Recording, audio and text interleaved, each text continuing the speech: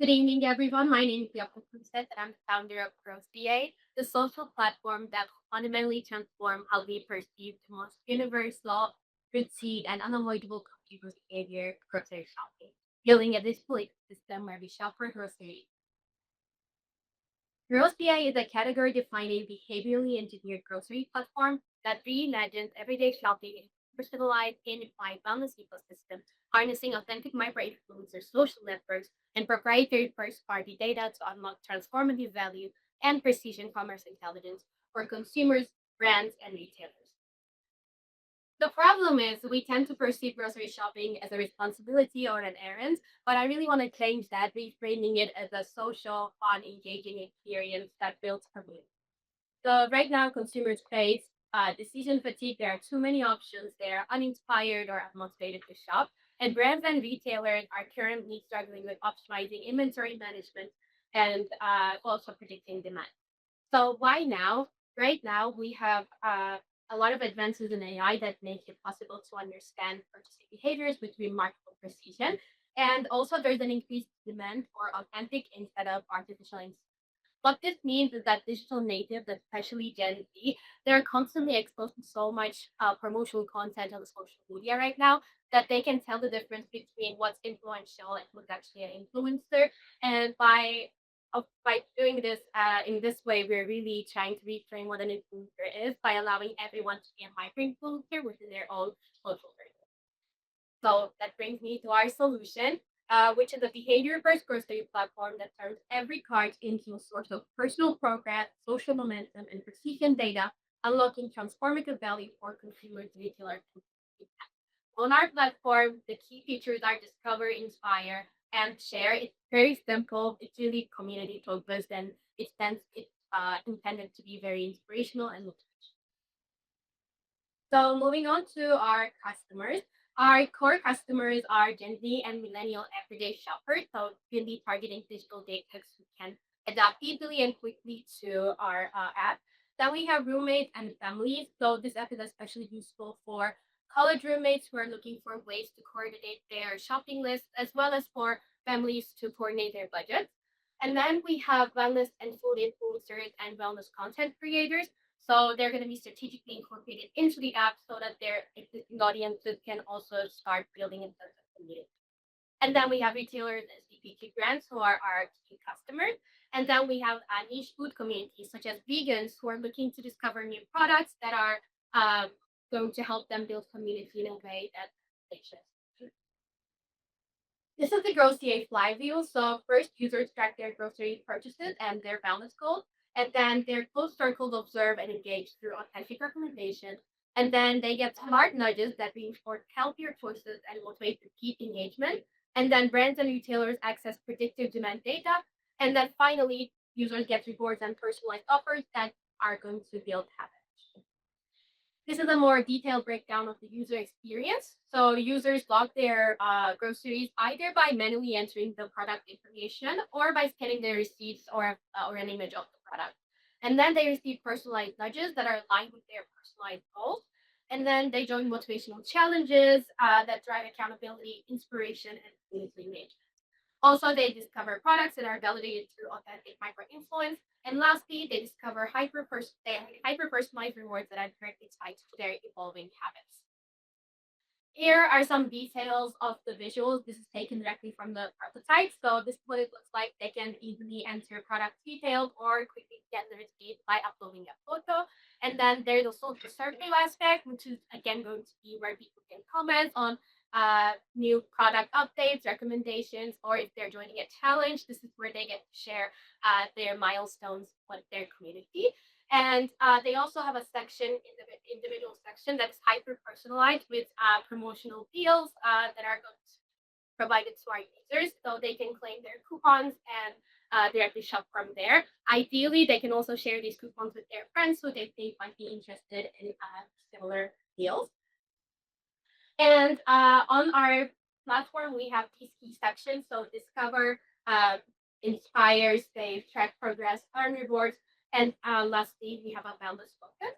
And the unique value proposition of Grossier is our closed circle social graph. So a lot of the traditional social media apps, they tend to focus on metrics like follower counts and likes. Instead, here we're really focusing on building a supportive, motivational, inspirational community.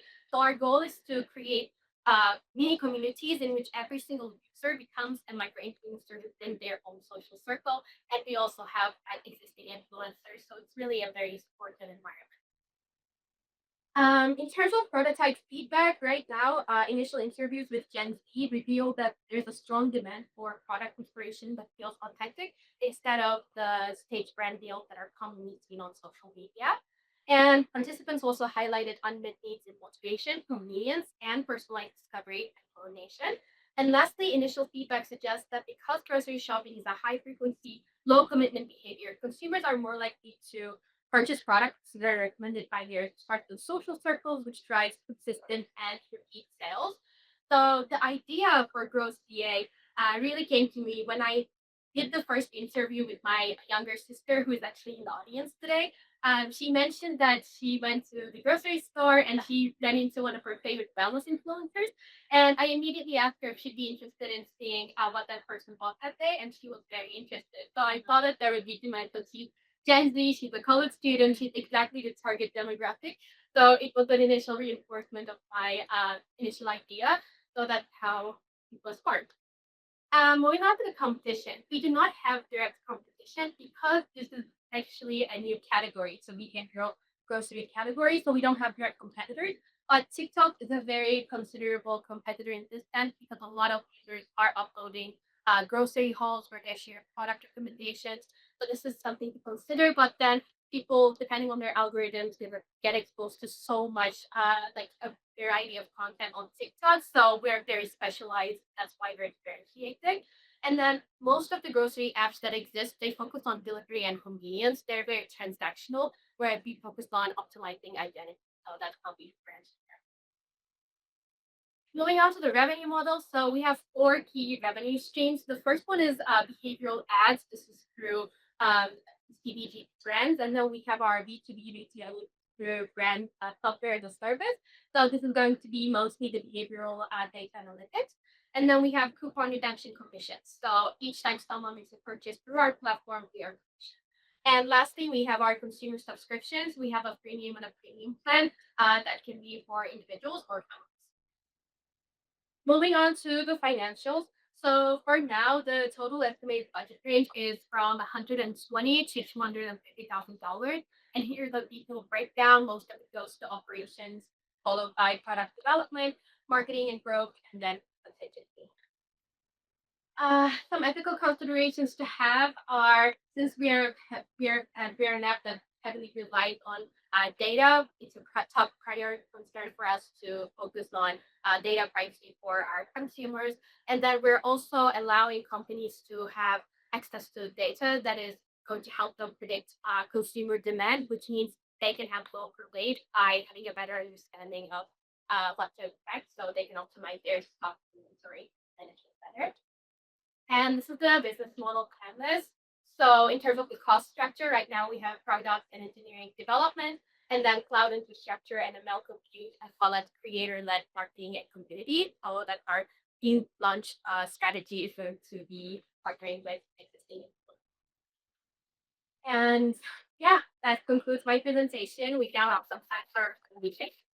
And keep the heel list to connect my media accounts here to our growth. Thank you. Awesome job. That was great.